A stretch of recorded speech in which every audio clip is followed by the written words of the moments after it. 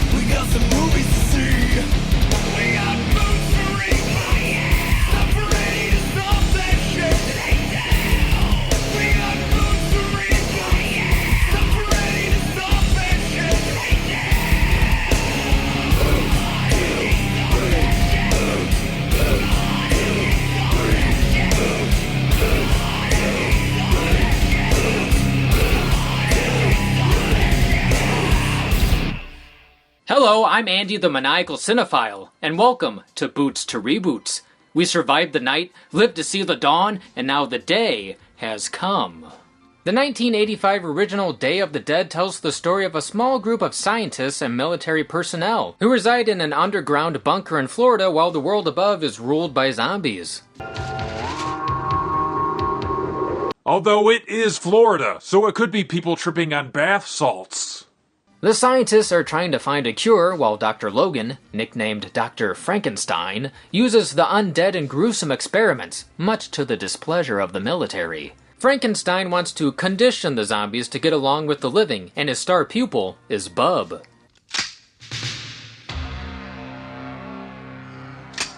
Alright, hand over the brains and no one gets hurt.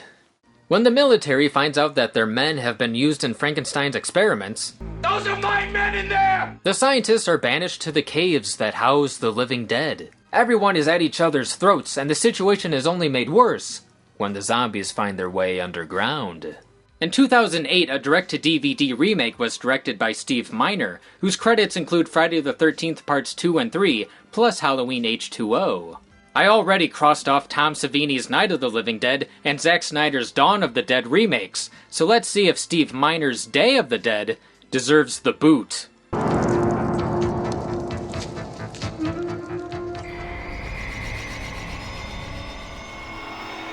The remake moves the setting from Florida to Leadville, Colorado. Due to a virus outbreak, a military roadblock has sealed off the city, and some jerk is angry because his child needs medical care. Can you get us out of here? Cody is really sick. Aw, poor kid. A zombie outbreak is a terrible time to get AIDS.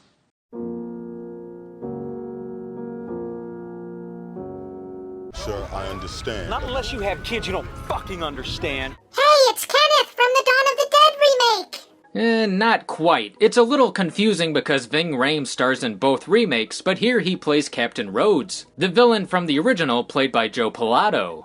Oddly enough, Joe Pilato also appeared in Dawn and Day of the Dead in separate roles. Welcome to the Of the Dead series, where the roles are made up and the parts don't matter. We're also introduced to our main character, Corporal Sarah Cross. Corporal Cross? Sarah Cross? But the credits say her last name is Bowman. Well, things aren't looking good if they can't get the main character's name right. They should have went with something much more badass and combined the two. Sarah Crossbow. Soon after, Privates Bud and Salazar show up, and Bud immediately falls in love with Sarah. Now, Bub is one of the coolest zombies ever, but in the remake, Bud is about as cool as Bud Bundy. If you don't mind. Crazy. Andy, I think there's a scratch on the DVD. If I had to guess, when the editor was done with the movie, he stood up and poured coffee on the computer.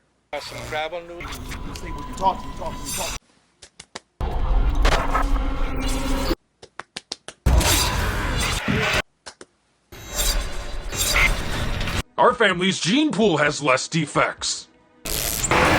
Meanwhile, Sarah decides to see how things are doing back home. Seems like a real shithole. Where are we going anyway? My house. Well, it's kind of a charming shithole. Things you don't want to hear from your proctologist. Oh, well, it's a charming shithole. When Sarah arrives, she breaks up her brother's love session. But I don't remember any teenagers in the original. Because there weren't any. Leave it up to a Friday the 13th director to add horny teens to Day of the Dead. Come on, that kid doesn't look a day over 16. Sarah decides to check on her sick mother since Trevor is too busy catching gonorrhea. Aye, Admiral Bitch. Well, there you go. The brother cleared it up. It's Admiral Bitch. What are you doing here? I'm taking you to the hospital. Wait, silly. It's just a cold. I took some vitamins. But did you train and say your prayers, brother? Andy, I thought they were supposed to be in an underground bunker. I don't know, maybe the case came with the wrong DVD. After learning that Trevor's friend Kyle is also sick, Sarah checks on him only to uncover a shocking discovery. Zombies have learned to hide bodies so they pop out and go boo. Again, Friday the 13th director. They radio Captain Rhodes, who explains why the phones are down. All the phones are dead. Over. Yes, I know, Corporal. We're blocking all phone lines until we get control of the situation. Nothing restores order like taking away the ability to dial 911. We also learned something interesting about Sarah's character. Why isn't your gun loaded? Oh, shit. Don't worry, it's not loaded. It's complicated. She's pro-gun, but very anti-ammo. Andy, do we ever find out why she doesn't load her gun? Nope! Hey, screenwriter Jeffrey Reddick, where's the character development? Character development is complicated. Huh? Oh, come on. No one wants to see this. We also learned something not so interesting about Bud. I'm a vegetarian, by the way. Maybe we should keep that between us. I don't like to eat the nice animals. Meanwhile, I can't eat any meat unless it begs for its life. So Sarah, Trevor, and the gang take Mom to a crowded hospital. What? Do you mind? You're giving off too much Billy Idol. There, Sarah talks to Dr. Logan at the urging of Rhodes. About the bodies. You said they looked like they were mauled. Could it have been an animal attack? If an animal can hide a body in a closet. Dear God, sounds like we got a bear problem. Did the wounds look like bite marks?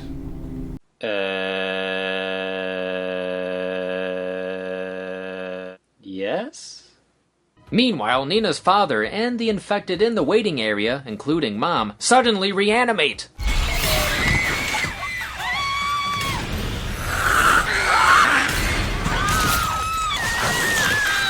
It sure was nice of the nurse to put him in that zombie mask.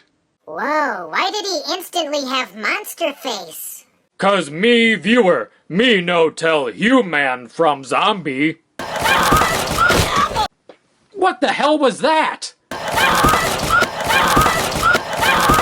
Oh yeah, because people just love the running zombies from the Dawn of the Dead remake.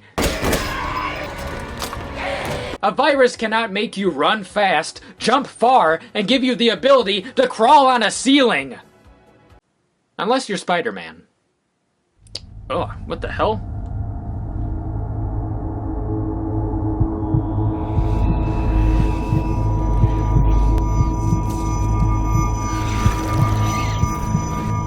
Ugh. Wait. Yeah, I can feel it! I have the power! Wait, Andy, no! But why the nosebleed? Because I was picking it earlier. Nina and Trevor seek shelter at the radio station after escaping the hospital. Are you one of them? No! Are you sure? I'm sure! You better not be! Oh, that poor DJ. He's been plagued by teenagers, zombies, and pet detectives.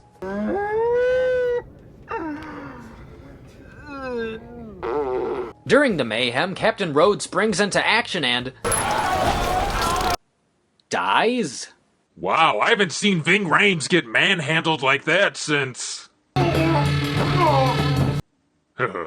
Wait, so the villain is Captain Rhodes, that slime bag that you want to see Bub kill at the end of the original, is now a throwaway character that dies in the first act? Andy, when do we get to the underground bunker? I don't know! Meanwhile, Sarah, Bud, and Salazar are chased by zombie Rhodes.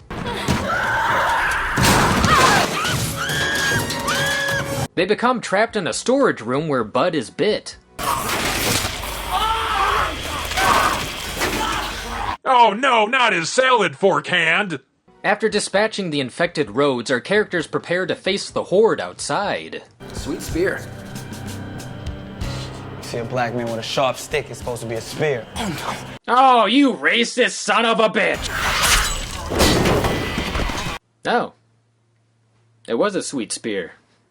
In the parking lot, they discover the zombies can be killed by a headshot, or lousy CGI.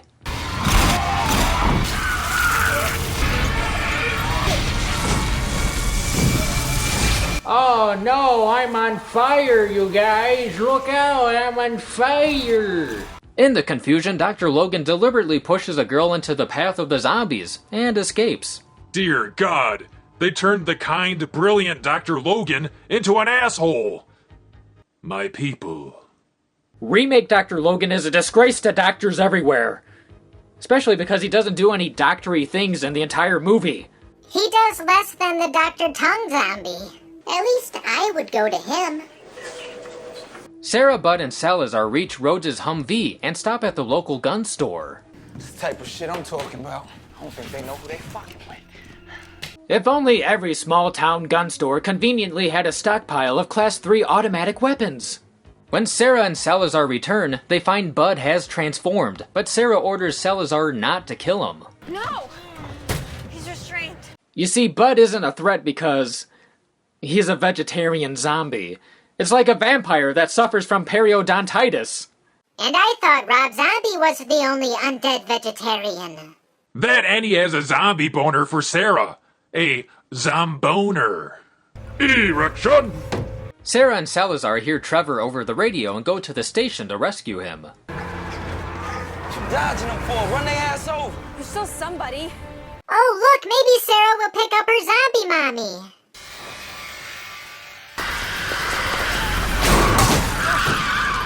Jesus, so she'll spare some guy she met this morning but not her own mom? I would never treat you like that, Mother. On the way to the secret bunker, they hit a roadblock. Look out, Republicans! Finally, at the 1 hour and 8 minute mark, the group finds the secret bunker under the abandoned warehouse. How did all those zombies get there? Can you really call a bunker secret and remote if people who are brain dead can find it? Like a Puffy video. Oh, Salazar. George Romero's zombie films had strong leading black men, and attention wasn't given to the color of their skin. But in the remake, Nick Cannon plays the token black guy. I thought Nick Cannon was white!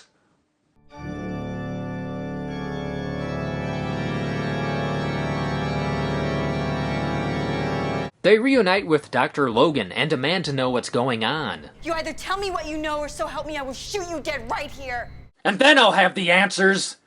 They learn about a government project directed by Dr. Angle, which accidentally created the virus. In George Romero's original trilogy, the cause was more ambiguous. Was it bacteria on a space probe, or did hell reach maximum capacity? The original Day of the Dead focused on looking for answers, but in the remake they tell us what to blame. Science! Science? I hate science! The group then decides to explore the bunker to find a way out. We gotta split up. Please don't say white people always want to split up. Please don't say white people always want to split up. Why white people always want to split up? Damn it, Nick Cannon! Don't you have a talent show to host? Alright, 5 minutes. Not a second longer. Ladies, sync your cycles. Dr. Angle attacks, and because he was a scientist, he's a super smart zombie. Oh, why does the head zombie roar like a T-Rex? Maybe they crossed a radioactive spider with dino DNA? Why did Dr. Oddcoitus let me out? My roommate Pooh Bear was right! That they should serve pudding daily? Yeah, I mean, no. Maybe things really are better on the inside.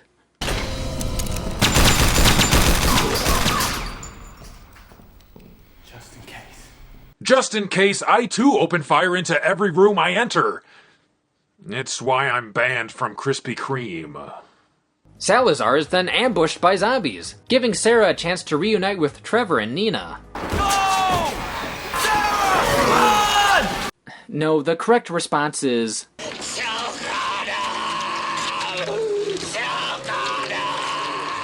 Sarah decides to lure the zombies into the storeroom and burn them with several large gas cylinders. Dr. Angle grabs Sarah, but before she is bitten, Bud saves the day.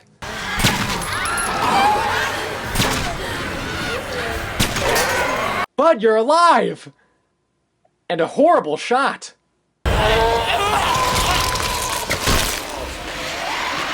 Well, at least Bud finally got some head. Sarah then leads the zombies down the hall where Trevor and Nina roast them.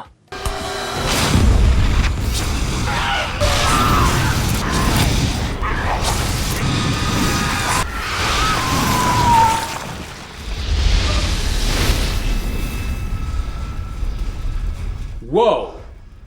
Does anyone else smell smoke? The only way this movie could get any worse would be if it ended with a lame jump scare. Oh, god damn it!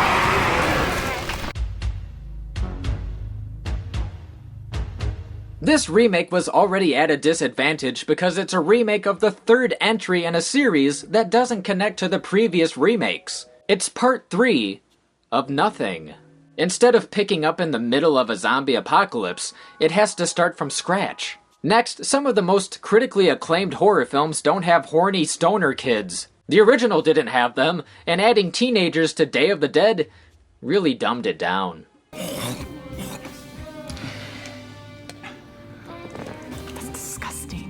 I happen to know that ladies love lung butter. Come here, baby. I know what you need. The original showed us that a lack of human communication causes chaos and collapse. The scientists and the military couldn't get along and were destroyed by themselves, not the zombies. You must listen! Listen to this. I'm listening, Captain! I'm listening! I can't hear you, Captain! If you're speaking, you must speak louder! The remake ignored George Romero's social commentary. Instead, the siblings fight over a bicycle? Together. Who built the first bike? That broke and almost killed me when we were like 15 from home. And Could y'all say that shit for Oprah, please? George Romero's original script for Day of the Dead was larger in scale and over 200 pages. But George wanted to release the film unrated, so the studio cut the $7 million budget in half. With less money to work with, George trimmed the script down to 88 pages after 5 rewrites. I know this because I take very detailed notes.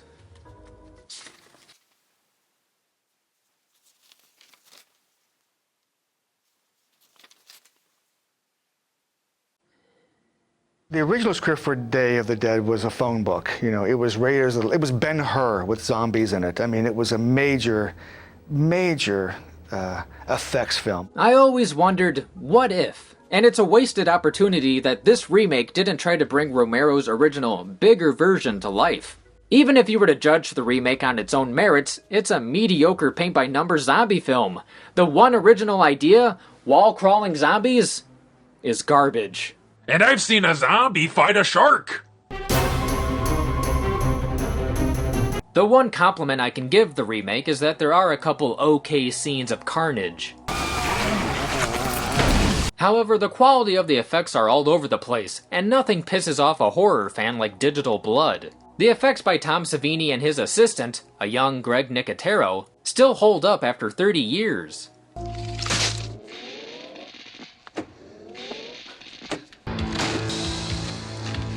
It's clear that the filmmakers don't understand Day of the Dead. This really feels like someone had a generic zombie script laying around, made a few changes, and slapped a recognizable title on it. Hell, despite being called Day of the Dead, most of the action takes place at night. So good job. In every single way, this movie failed to live up to its title. Therefore, the 2008 remake of Day of the Dead is getting the boot.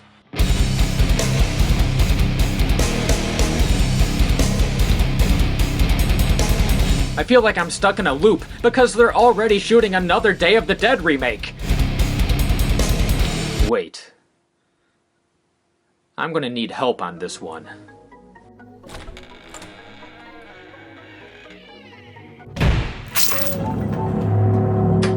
Hi, Bub. Good, Bub. Good, Bub. I have a new game for us to play, since you keep beating me at checkers.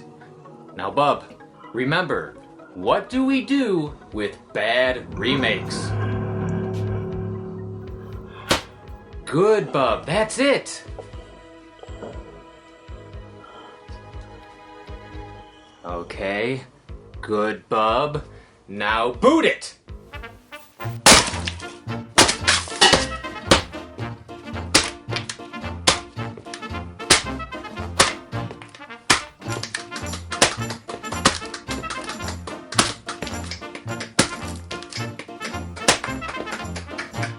Oh, shit!